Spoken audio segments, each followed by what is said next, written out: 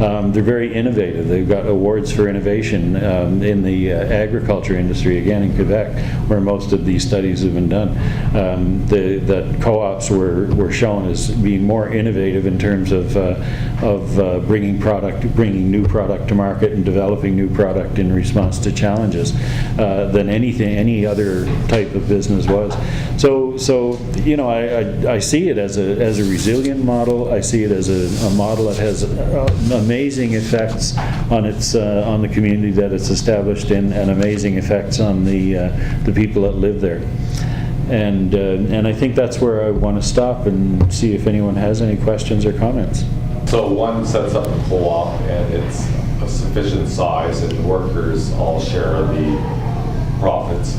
This is a worker co-op you're thinking of? Yeah. But still the product comes from other sources, and still there's a level of exploitation to some degree, right? So you can never, well, there are means of like getting fair trade goods in and stuff, but there is an aspect where you're never totally outside the system, I guess, right? It's hard to get outside the capitalist economic system. Yeah. You know, and yeah, you can do selective buying, you can do all the rest of that stuff. It's like anything else in the value chain. You can control your part of the value chain. Yeah. You know, but if you're tied into a value chain that has other components, you have little control over those. Lots of places. I know there's a worker co-op I'm working with in Ontario right now, and they have inserted themselves into a value chain in a way that has had an impact. In that their chocolate, I don't know if any of you know, Camino chocolate. And one of the things they've done is they've invested in the Dominican Republic with a cooperative down there, a cocoa plantation. So they're now buying cocoa from this cocoa plantation. Equal Exchange in the States was another partner in that. So they do a lot of work with Equal Exchange in sort of extending the co-op tendrils throughout the value chain as much as they can. It's interesting too when they look at the fact co-ops, by and large, have a higher ecological consciousness, you know, and if you look at the average co-op, there's a much higher ecological consciousness and a more extensive sort of environmentally supportive purpose than there is in conventional business. I love being with co-op for a number of reasons, and one of which is the co-ops particularly lend themselves to one of my favorite ways of looking at the world. It's not where you are, it's where you're headed. A co-op it's a model that exists in a context that requires continuous change. And so you always need to be paying attention to where you're headed, as opposed to, okay, we've got this co-op set up and everything's fine and we'll just tickety-boo. The other thing is that it's a perfect example of embracing the contradictions in which we live. And I like the title of this workshop. It's a sea, a capitalist sea in which we swim. Right? So the East End Food Co-op is a cooperative business, right? Across the street is our competition, right? Owned by a big corporation, right? And people get to choose whether they buy their organic produce on one side of commercial drive or the other, right? And what's the difference? Well, to the average customer, it's all of the things that operate within the capitalist economy. It's price and appearance and, you know, variety, et cetera, et cetera. We have to live in that sea. We have to swim in that sea. At the same time, we have an advantage, given that we are community-based, that we have an authenticity within our community, that we are the only unionized grocery store of its size in British Columbia, that we feature fair trade, et cetera, et cetera, et cetera. So people who shop with a value component in their mind, right, are there. So that's the contradiction that we're constantly playing with, right? That I find is actually quite exciting and quite neat. But the other one that I like that Marty pointed out that I think is really important, that co-ops are an ownership model, not a management model. And it's that area that I think is one that we're starting to try to explore a lot more. What kind of management model could we bring in, or to start to move towards, that would make those cooperative values more meaningful within the workplace? There's a complication that would seem logical. It's a unionized workplace, right? But the union management model assumes an adversarial relationship. That's right. Right? That's the assumption, right? You sit down at the bargaining table, we have our interests, you have your interests, and they never meet, right? Guess what? They do, if you're a co-op. Of course they meet, right? Developing that, ways to manifest that, is really interesting and challenging. But to me, it's all of this part of this moving forward, of starting to create on the ground, incrementally, bit by bit, the actual real alternatives to pure capitalism, right?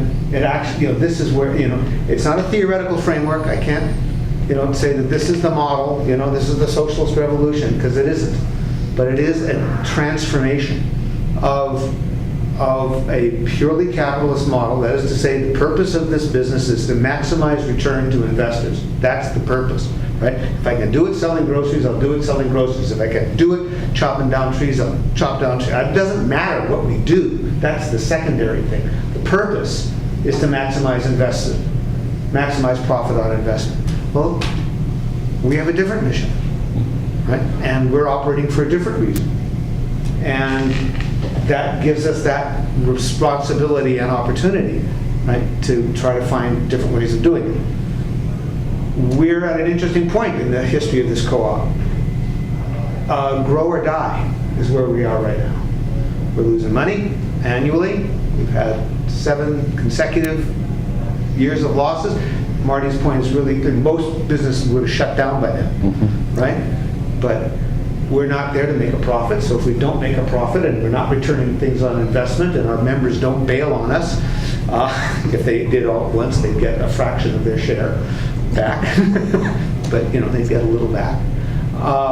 So we have a resilience that a strictly capitalist business doesn't have. So we survive despite losses. But we can't do this forever. It's not a sustainable model. We know that, and the only way we know that we can turn it around is to get way bigger, right? So that's kind of exciting, but it's also really challenging. We have to engage in the whole capitalist enterprise, right? We have, and what's interesting is who's interested in doing this? They're right? not. Oh, but the co-op sector is. Yes. Yeah, Right? yeah. Fan City is literally banging on our door saying, get it together. We want you to grow so we can invest, so we can, so we can be associated with this. Because that's their values. And CCEC, I'll give you we bank with CCEC, which is a little tiny credit union in Commercial Drive, started about the same time. And so when we started talking to Van City, the question was, well, do you bank with us? No, we bank with CCEC. Not a problem. Yeah. They just said, not a problem. I want you to know right away that's not a problem. In fact, if we get to the point of expansion, and we get to the point where you're going to need the financing, and CCEC doesn't have the capital to do it, we'll help them out. Right? So you've got big co-op helping big financial co-op, working with smaller financial co-op, working with consumer co-op. So can we start to develop a different kind of economy? Yeah, I'm absolutely sure that the models we've seen in parts of Europe are difficult to do because there's not a whole lot of space in the market, but it's it's doable on some scale. The whole idea of particularly businesses when they get kind of large being worker-owned, there's a real craft to that, to make that effective. And I think the Mondragon system has parts of that, and the part that they have very well is that they support all kinds of aspects of the workers' lives. Like you didn't live in when they first started, at least, you didn't live in the housing unless you were working in one of the plants. You know, your kids, if you worked in one of the plants, you lived in a housing co-op that probably used the same system. Your kids went to the school that was run through the credit union school and everything. They went to university there, you know, so then they probably, when they grew up, went to work at one of them, you know, that kind of thing. But you can only go so far with that, and ultimately it is the workers that decide. What are we going to do here? You know, is there a better chance? And if the leadership says we got a better chance doing something else, then chances are that's what they're going to do. And the problem that we have is most of our leadership is still not getting educated in cooperatives. Our business leadership, the business leadership of the cooperative system, we have a real shortage of that. You know, that's why we have, I mean, we're very lucky to have some people that have taken it on. You know, like Tamara up at Tamara Vroman at Van City. I mean, she's got it. You know, but at the same time, most of our leadership, most of our upper management, and most of the co-ops are not coming up through the co-op system. I think that is a problem of the credit union movement that I saw, was that the credit union would start up with a credit union person who, when he got to his point of retirement, they would hire somebody who was a B school boy, and he would bring in his, what I call the short-term profile. You know, he was always looking for the short term because he was on a bonus for a short term, as opposed to the long term of the corporate enterprise. And you know, you have that tremendous contradiction. You see it best in the financial institutions on Wall Street. All these brokers are gaming the system to get the short-term benefits so that they can get a good bonus. Absolutely. And the long-term implication was it brought down the economy. Yeah. The contradiction is there. The contradiction is built in. The contradiction is Yes. just is part of it. Yes. And I think, you know, the crisis of capitalism in my mind is capitalism ignores the contradiction. Capitalism pretends that all you have to do is pay attention to this one thing. Right? You don't have to pay attention to the environment. You don't have to pay attention to the welfare of people. You don't have to pay attention to anything. You just pay attention to return on investment, and the whole system will drive itself. Right? And we're reaping the results of that unitary thinking. Right? What co-ops do, that again, is it forces you to live that contradiction. It forces you on a day-to-day basis to live that contradiction, as Marty is saying.